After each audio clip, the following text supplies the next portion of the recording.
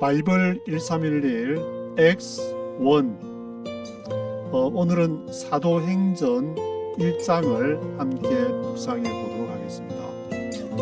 앞에 누가복음에서 요한복음으로 이렇게 넘어가려고 하다가 제가 유튜브에 재생 목록을 한번 서치를 해보니까 요한복음 2가 있어가지고 이렇게 누가복음에서 사도행전으로 이렇게 바로 연결을 해서 오게 되었습니다. 근데 잘 됐다 싶은 게 이 사도행전은 누가가 기록한 거기 때문에 저도 누가복음하고 사도행전은 함께 읽어야 된다. 누가가 기록한 그 누가복음은 1편이라 그러면은 그 2편이 바로 사도행전이 되기 때문에 누가복음 24장에서 예수님이 부활 승천하는 것까지 승천에 대해서 이제 누가만, 마태, 마가, 누가, 요한 중에서 누가만 이렇게 기록을 하고 있는데 그것이 사도행전 1장으로 이어져 오고 있습니다. 그래서 같이 이렇게 쭉 이렇게 묵상해 보게 되면은 누가가 이 하나님의 나라로 시작한 복음서에서는 이제 주로 강조하는 것이 바실레이아, 하나님의 왕국, 킹덤 오브 가드, 하나님의 나라를 강조를 하게 되는데 사도행전으로 오면서 에클레시아, 교회를 강조하는 모습을 볼 수가 있습니다. 그 내용을 사도행전 1장을 읽으시면은 이게 어떻게 사도행전이 진행이 될지 그 방향성이 나와 있기 때문에 그런 것을 생각하시면서 한번 제가 쭉 읽으면서 살펴봐야 될 부분을 한번 몇 가지 정리를 해봤는데 그걸 살펴보도록 하겠습니다.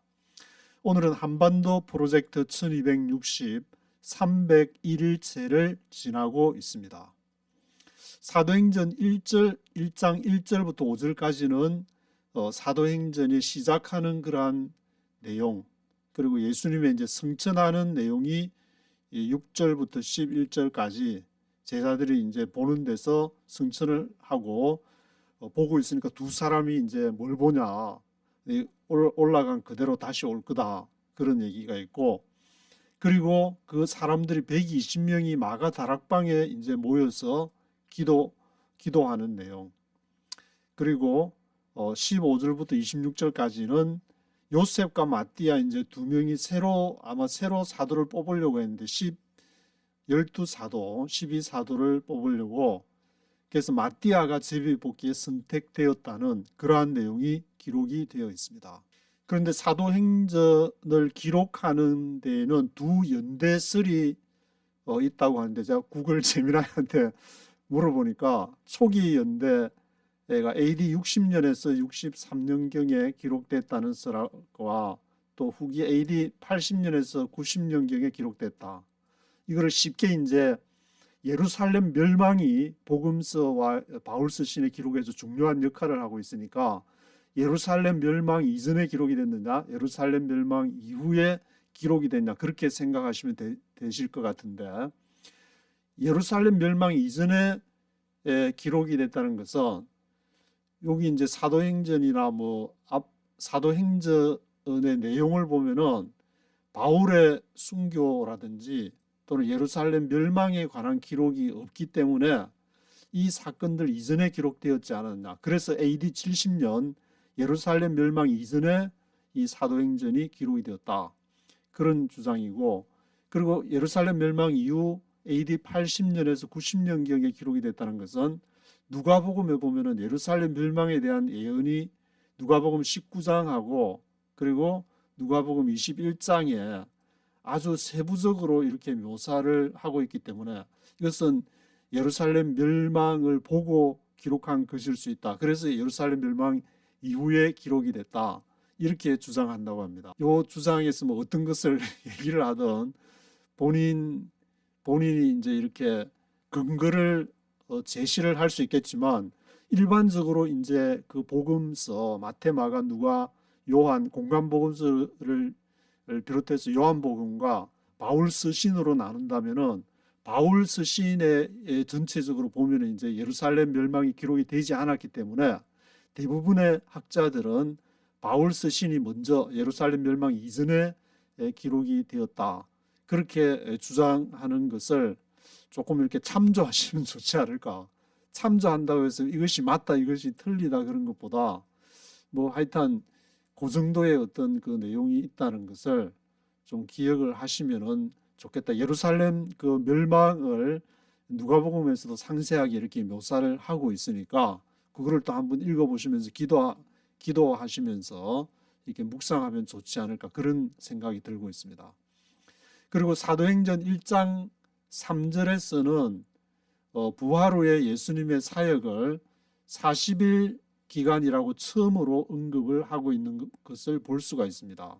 제가 가진 성경을 한번 보시면은 해 받으신 후에 저에게 확실한 많은 증거로 사심을 나타내사 40일 동안 저에게 보이시며 하나님 나라 일을 말씀하시니라 했는데 40일 동안 저에게 이제 보이셨다 했으니까 예수님이 부활하시고 승천하기 이전까지의 기간이 40일이라는 것을 처음 언급하는데 누가복음 24장에 기록이 된 것을 보면은 거기서는 예루살렘을 이제 복귀해서 제자들이 만나고 또 엠마오로 가는 두 제자에게 성경을 해석해주고 축복하고 이제 성천에 대한 내용을 집중을 기록하고 있는데 사도행전에서는 그 기간을 처음으로 이 40일 기간을 언급하고 있는 것을 볼 수가 있습니다.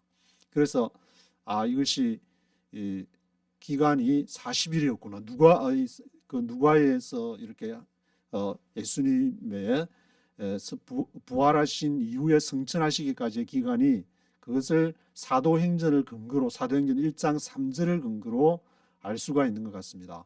보통 이제 40년이나 40일 뭐 광야 생활도 이스라엘 광야 생활도 40년의 광야 생활 40일이라는 것은 이제 광야를 의미하는 경우가 성경에서 많은데 그런 의미에서 이렇게 40을 했는지 하여튼 40일이다. 그렇게 이렇게 기록하고 있는 것을 볼 수가 있습니다. 그리고 사도행전 1장 6절에서는 이제 제자들이 이스라엘 나라를 회복하심이 언제입니까? 예수님이 승천하시기 전에 질문을 하는 내용이 나오는데 여기에서 이제 바실레이아와 에클레시아 두 가지를 조금 이렇게 언급을 할 수 있을 것 같습니다.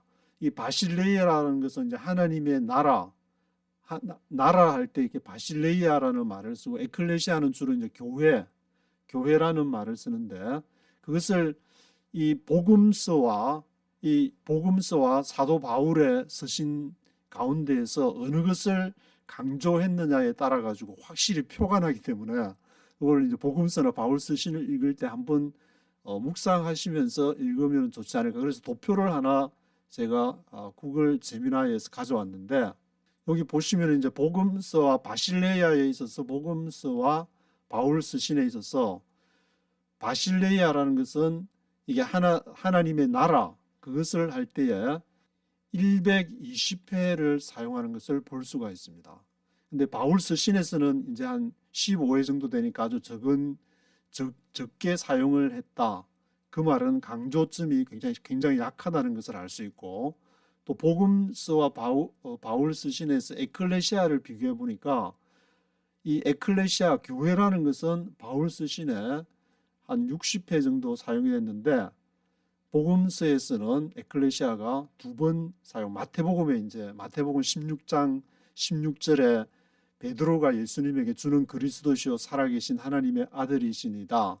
그러니까 내 반석 위에 나의 에클레시아를 세울 것이다 하고 이제 그 뒤에 나오는 두 번이 요 밑에 보시면 마태복음 16장 18절하고 18장 17절 두 곳에만 이렇게 언급이 되어 있는데 바울 서신에서는 에클레시아가 매우 이렇게 60회 정도 굉장히 많은 부분을 사용을 하고 있으니까 이 하나님의 나라 또 교회 뭐 지금 교회와 국가라는 걸로 대입이 될지 모르겠는데 저도 이제 주 관심사가 이게 처치 앤 스테이트 교회와 국가에 대한 그런 문제를 본의 아니게 이제 외교학과도 다니고 하니까 교회만 다니다가 부산 외국어대학교 외교학과 가서 머리가 쪼개지는 줄 알았는데 전혀 이제 다른 세상이 되다 보니까 아마 그런 정도의 이제 저는 제 개인적으로는 요 바실레이아와 에클레시아를 생각할 때 그런 좀 처치하고 스테이트가 생각이 나게 되는데, 이 복음서에서는 바실레이아, 하나님의 나라를 강조하고 그 나라를 최종적인 바실레아를 실현하기 위한 수단으로서 베드로에게 에클레시아라는 것을 허락을 했다. 그런데 지금 제가 이제 취재를 하면서 20년 정도 취재를 하면서 보는 것은 이것이 본말이 조금 전도된 감이 없지 않나. 물론 하나님의 나라를 위해서 교회에 열심히 섬기시고 그런 분들도 많이 봤지만, 이렇게 전반적인 흐름 속에서는 교회가 마치 하나님의 나라인 것처럼, 최종적인 목표인 것처럼 그런 분위기가 많이 조성이 돼서 이것을 바꾸지 않으면은 지금 이제 이 전체 역사적인 흐름이 트랜지션되는, 전환되는 과정에서 교회가 많은 혼란과 많은 그 어려움을 당하게 되지 않을까. 저는 그런 점에서 다시 성경으로 돌아가자는 것은 바실레아와 에클레시아의 개념을 명확히 하고, 바울이 교회를 한 것은 예수의 복음을 전하기 위한 것이지 교회 자체가 목적이 아니었다. 그리고 복음서 마태, 마가, 누가, 요한에서도 이렇게 바실레아를 120회 강조를 하고, 바울 서신에서는 이렇게 바실레아를 15회만 강조하게 되는 것은 이 어디에다가 강조점을 복음서가, 그러니까 이 복음서가 최종적인 목적이 돼야 되고, 바울 서신은 그것을 이루기 위한 하나의 수단으로서 에클레시아가 작용을 했다는 것을 다시 한번 우리가 왜 이 하나님의 나라가 뭐냐, 교회가 뭐냐라는 데 대해서 한번 정의를 내려야 되지 않을까. 그래서 이걸 한번 언급을 이렇게 해보게 돼요. 그래서 지금 현재 교회에서는 이제 주로 신학교를 나오신 분들이 목사라는 그 타이틀을 가지고, 물론 에베소서에서는 목자라는 이름으로 나와 있지만, 목사라는 게 이제 종교 개혁 이후에 패스트라는 그 단어가 이렇게 쓰였다고 구글 제미나이는 얘기를 하는데, 그 전에는 이제 313년에 콘스탄티누스 황제 이후에 기독교가 공인이 되고 나서는 프리스트라는 것이 사용이 되었고, 근데 원래 이제 그 성경의 에베소스에 있는 그런 포이맨으로 했기 때문에 이 세 개가 PPP의 상황을, 포이맨이 천주교에서는 프리스트가 되고 또 루트 칼빈 종교개혁 이후에서는 패스트가 된 것이 아닌가.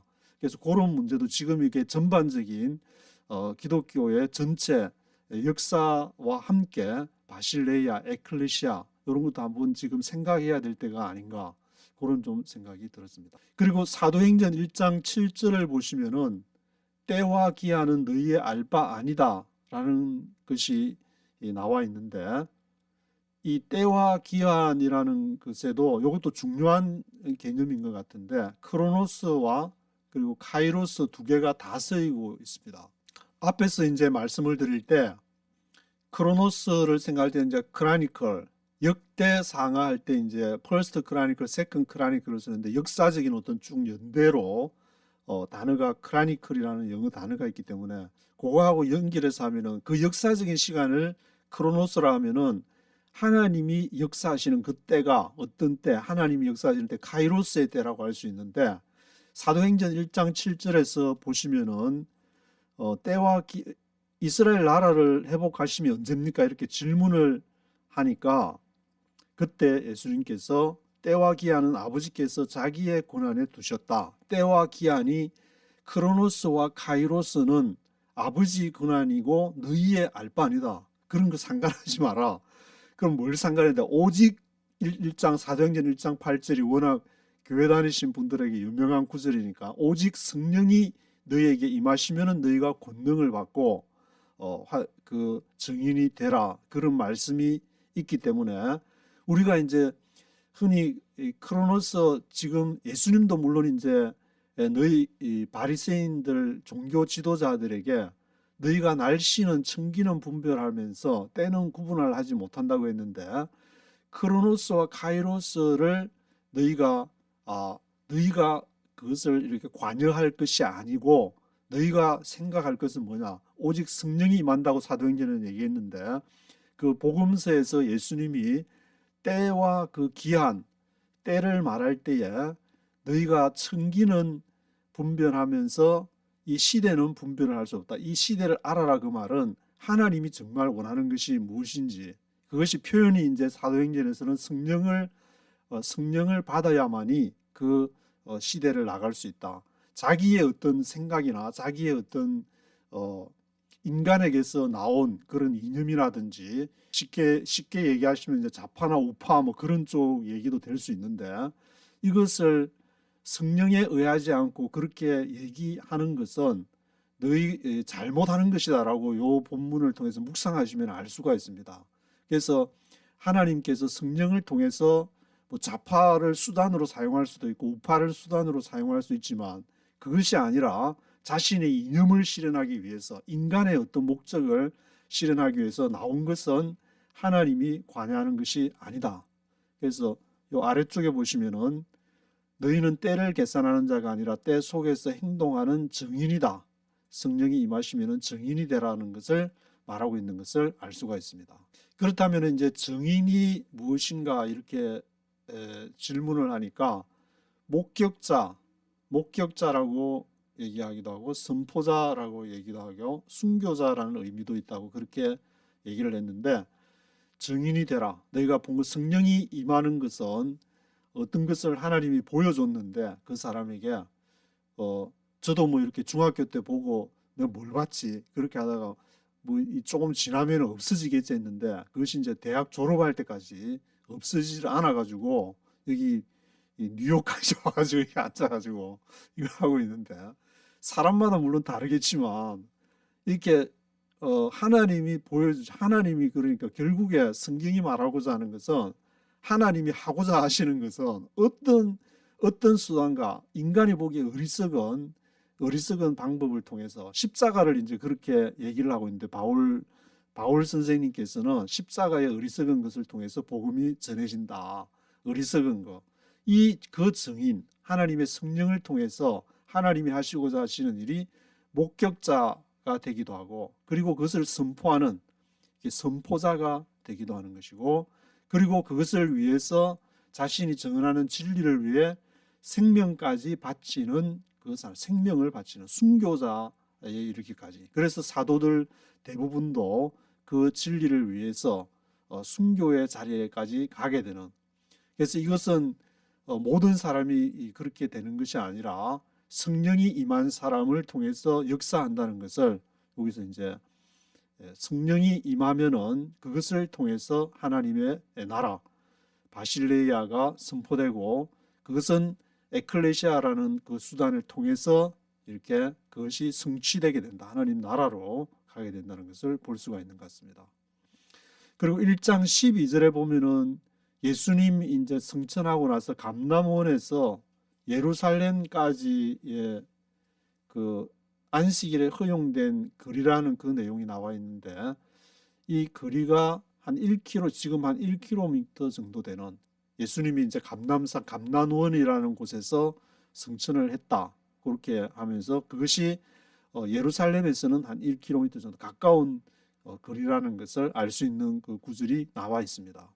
그리고 또 하나 말씀을 드리면은 1장 20절에 보시면은 새로운 사도를 선출하는 그 요셉과 이제 마띠아를 후보로 이렇게 선출을 하게 되는데, 그 내용을 그것을 베드로가 일어나 가지고 지금 사도가 지금 11명인데 우리가 한 명을 보충해 가지고 만 땅을 채워야 된다. 만 땅 10이라는 숫자가 굉장히 중요한 숫자니까 앞에 이제 40일이라는 것도 기록이 되고 10이라는 것도 베드로가 강조하는 걸 보게 되면은 40이라는 숫자, 10이라는 숫자, 물론 7과 3이라는 숫자도 완전 숫자로 굉장히 중요한 것이지만 12사도에서 한 명이 모자라서 요셉과 마띠아를 추천을 하는데, 보통 이제 우리가 생각할 때, 뭐 우리가 아니고 제가 생각할 때 요셉과 마띠아를 제비 뽑았다고 하니까 어떤 방법으로든지 뭔가 제비를 뽑아가지고 요셉과 마띠아가 됐겠지 생각을 했는데, 이거 묵상 이 사도행전 1장을 보게 되면은 이것이 이 제비 뽑기가 간단한 과정이 아니고 굉장히 엄밀한 그런 과정, 그런 것을 통해서 요셉과 마띠아가 후보가 되고, 그 두 사람을 제비를 뽑았다. 근데 우리는 앞에서 이제 요셉과 마띠아가 이렇게 선출되기까지의 그런 과정을 생각 안 하고 그냥 제비만 뽑았다.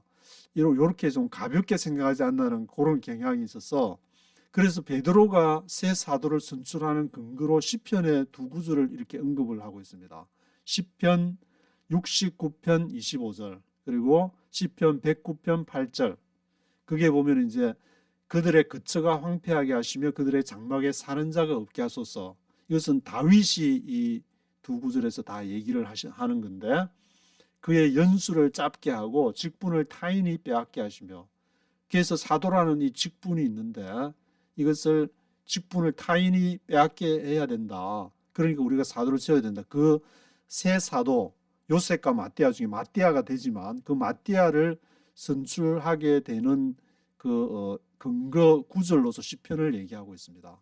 그리고 그 외에도 이제 스가랴스에도 이 가룟 유다가 토기장이 품삯을 토기장에게 던지는 그런 내용, 그리고 은 30개를 여호와의 전에서 토기장에게 던지는 내용이 스가랴 11장 12절 13절에 기록이 되어 있는 것을 볼 수 있습니다.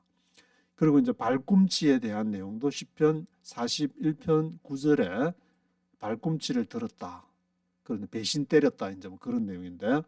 근데 베드로 사도가 언급한 것은 이 앞에 시편 69편과 109편을 언급했다는 것을 거기 구절로 사도행전 1장 20절, 21절, 20절, 20절에 언급을 하고 있습니다. 그리고 사도행전 1장 23절에 두 사람을 이제 추천했다, 천한이 이런 표현을 했는데, 추천을 했다는 이 표현에서 단순히 추천했다는 의미를 넘어서 지명해서 세웠다는 뜻을 담고 있다는 것을 알 수가 있습니다. 그래서 이것이 이제 뭐 히스테미 해가지고 부정과거 능동태 3인칭 복수형이라고 나와 있는데, 120명이 이제 거기 마가 다락방에 모여 있다고 하니까 120명의 요셉과 마띠아를 선발해서 공식적인 후보로 내세웠다. 많은 사람이 있었는데 요셉과 마띠아 두 사람을 해서 그 두 사람을 제비를 뽑았다.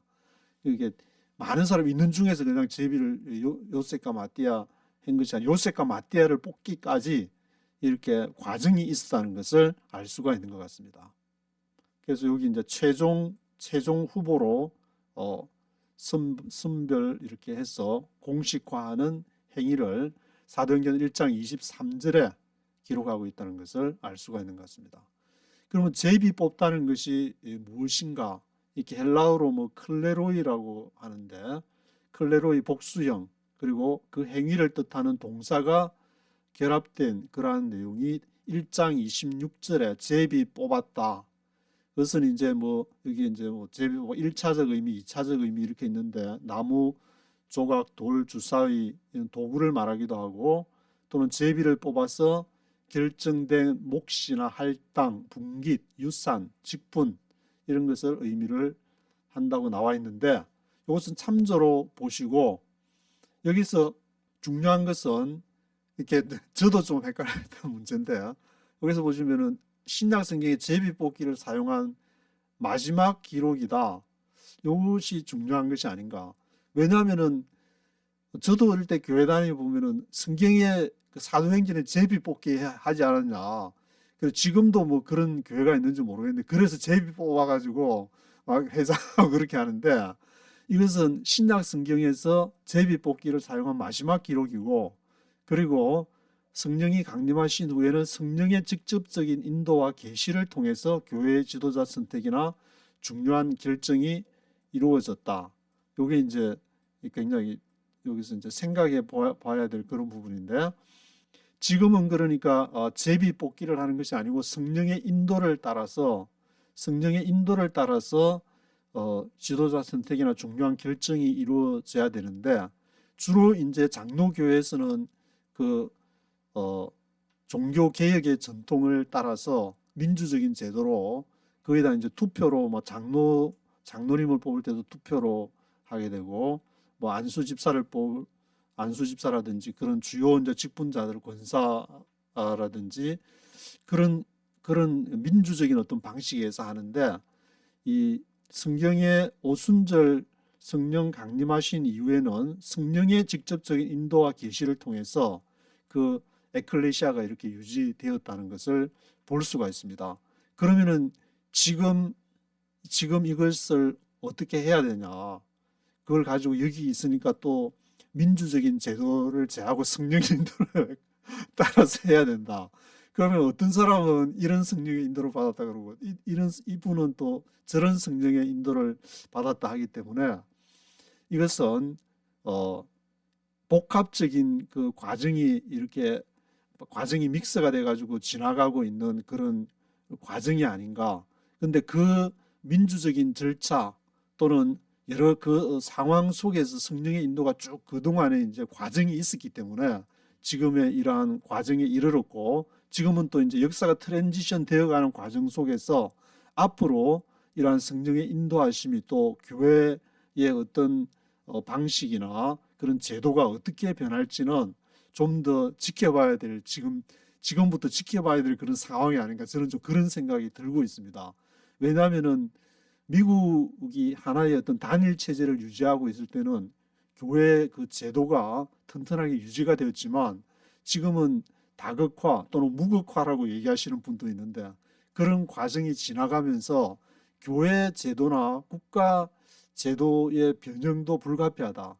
그게 어떤 뭐 기술 이렇게 공화국 또는 AI가 이렇게 주도하는 그런 또 시대가 오게 되면 어떻게 변하게 될지 모르기 때문에 이 성령이 인도한다는 그 원리 자체가 없어지는 것은 아니지만 이것이 어떻게 그 시대에 적용이 되어서 되어 나갈지는 그것이 이제 이 조직이나 제도가 목적이 아니기 때문에 최종적인 그 바실레의 하나님의 나라를 위해서 어떻게 가야 될지는 이렇게 좀 지켜봐야 될 그런 내용이 아닌가 좀 그런 생각이 들게 되었습니다.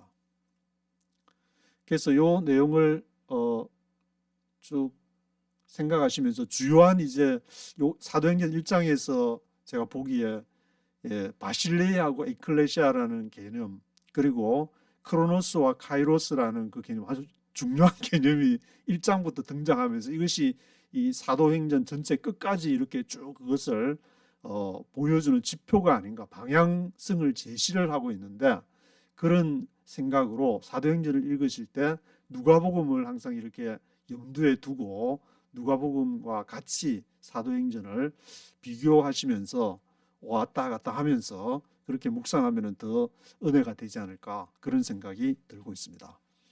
한번 네이티브 스피커의 목소리로 한번 쭉 들어보시겠습니다.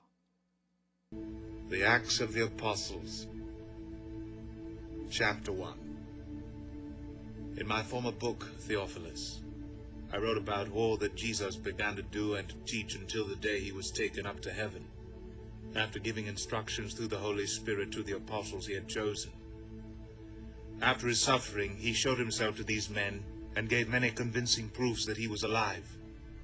He appeared to them over a period of 40 days and spoke about the kingdom of God.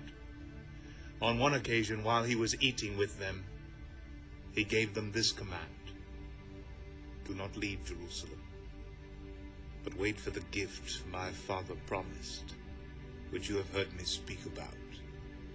For John baptized with water, but in a few days you will be baptized with the Holy Spirit."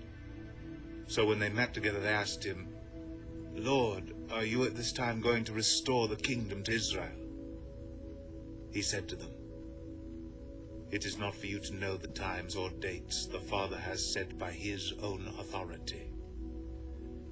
But you will receive power when the Holy Spirit comes on you. And you will be my witnesses in Jerusalem and in all Judea and Samaria and to the ends of the earth." After he said this, he was taken up before their very eyes, and a cloud hid him from their sight. They were looking intently up into the sky as he was going, when suddenly 2 men dressed in white stood beside them. "Men of Galilee," they said, "why do you stand here looking into the sky? The same Jesus who has been taken from you into heaven will come back in the same way you have seen him go into heaven." Then they returned to Jerusalem from the hill called the Mount of Olives, a Sabbath day's walk from the city. When they arrived, they went upstairs to the room where they were staying. Those present were Peter, John, James and Andrew, Philip and Thomas, Bartholomew and Matthew, James, son of Alphaeus, and Simon the Zealot, and Judas, son of James. They all joined together constantly in prayer, along with the women, and Mary, the mother of Jesus, and with his brothers. In those days Peter stood up among the believers, a group numbering about 120, and said, "Brothers, the scriptures had to be fulfilled which the Holy Spirit spoke long ago through the mouth of David concerning Judas, who served as guide for those who arrested Jesus. He was one of our number and shared in this ministry. But the reward he got for his wickedness, Judas bought a field. There he fell headlong, his body burst open, and all his intestines spilled out. Everyone in Jerusalem heard about this, so they called that field in their language Akeldama, that is, field of blood. For, said Peter, it is written in the book of Psalms, may his place be deserted, let there be no one to dwell in it, and may another take his place of leadership. Therefore, it is necessary to choose one of the men who have been with us the whole time the Lord Jesus went in and out among us, beginning from John's baptism to the time when Jesus was taken up from us. For one of these must become a witness with us of his resurrection." So they proposed 2 men, Joseph called Barsabbas, also known as Justus, and Matthias. Then they prayed, "Lord, you know everyone's heart. Show us which of these 2 you have chosen to take over this apostolic ministry which Judas left to go where he belongs." Then they cast lots, and the lot fell to Matthias. So he was added to the 11 apostles.